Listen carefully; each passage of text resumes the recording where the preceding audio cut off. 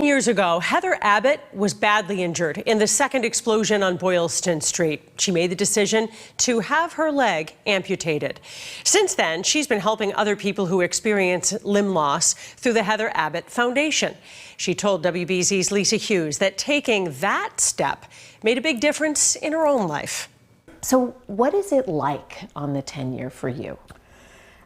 It doesn't feel much different than other years, but I know it is a milestone, so I guess there's a little bit more reflection on exactly what has transpired over the last 10 years. Does it seem hard to believe that it has been 10 years? Sometimes it seems hard to believe. It feels like yesterday that I lost my leg, but other times, when I think of all that's happened since then and how much my life has changed, I do believe it's been 10 years. What has changed the most?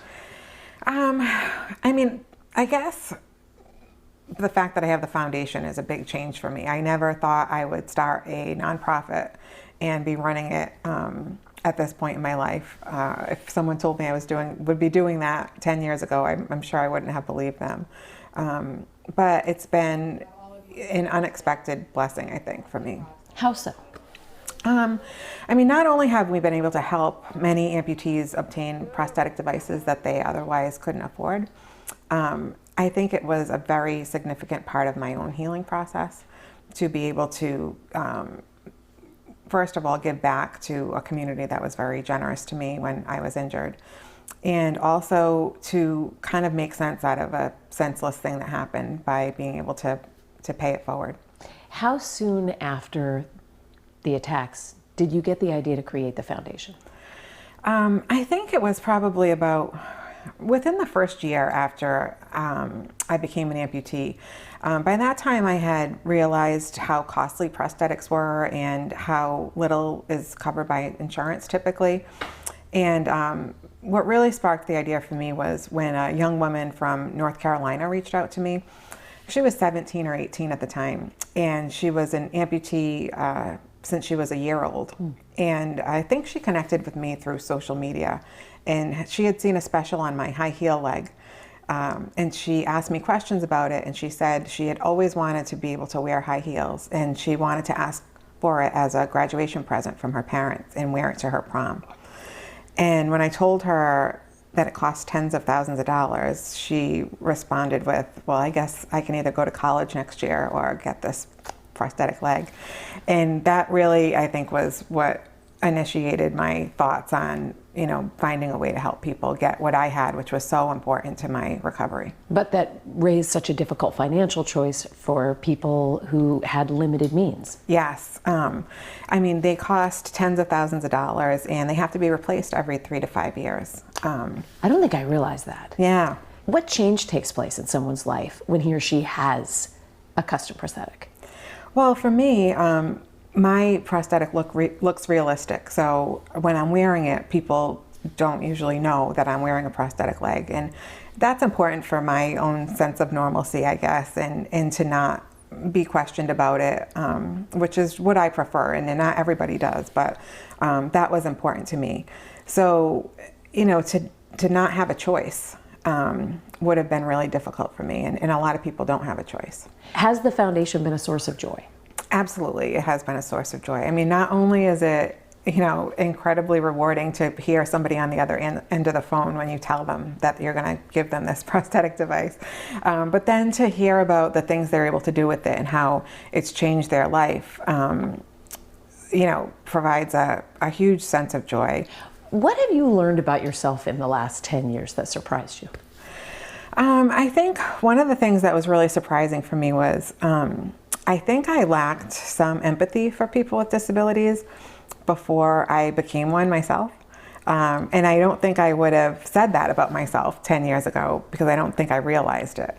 But now, being a person that has this significant disability that I can have a choice to make visible or invisible has kind of given me a new perspective.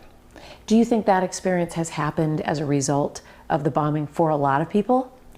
I have to imagine it has. There are just things that until you're in a wheelchair in public and having to maneuver around, for example, you just can't imagine what it's like until you have to do it, and how difficult it is. Is this weekend, is this period of time difficult for you?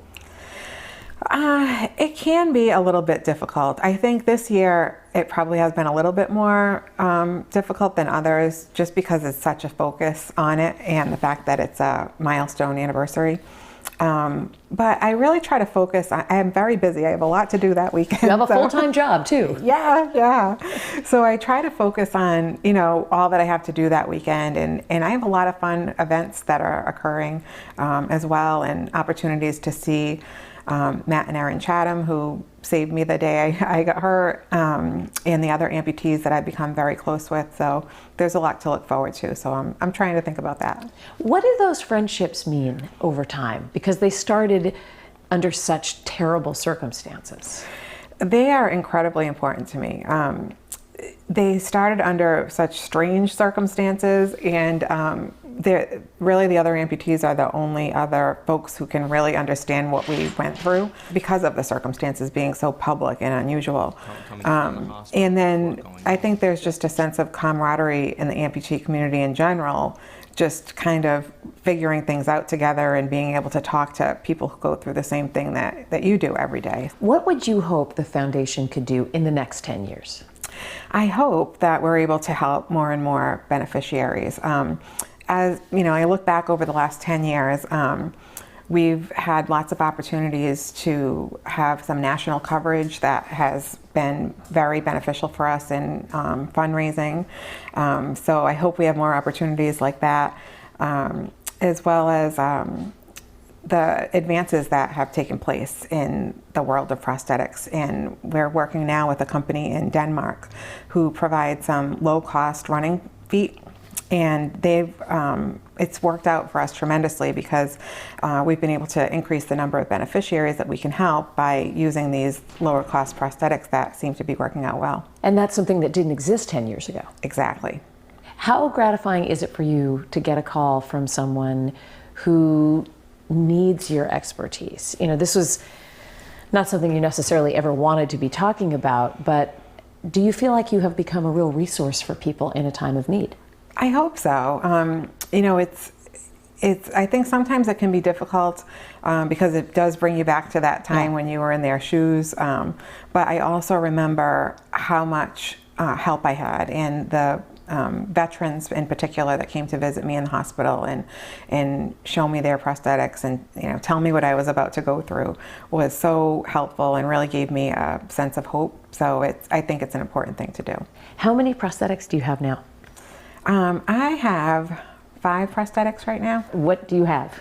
I have a running leg. I have a high heel leg, a flat leg that's cosmetic, and another basic prosthetic that I use for in the winter time when I'm doing a lot of walking, if I have boots on or that sort of thing. And then I have one that I wear in the shower. And when this happened initially, you had one?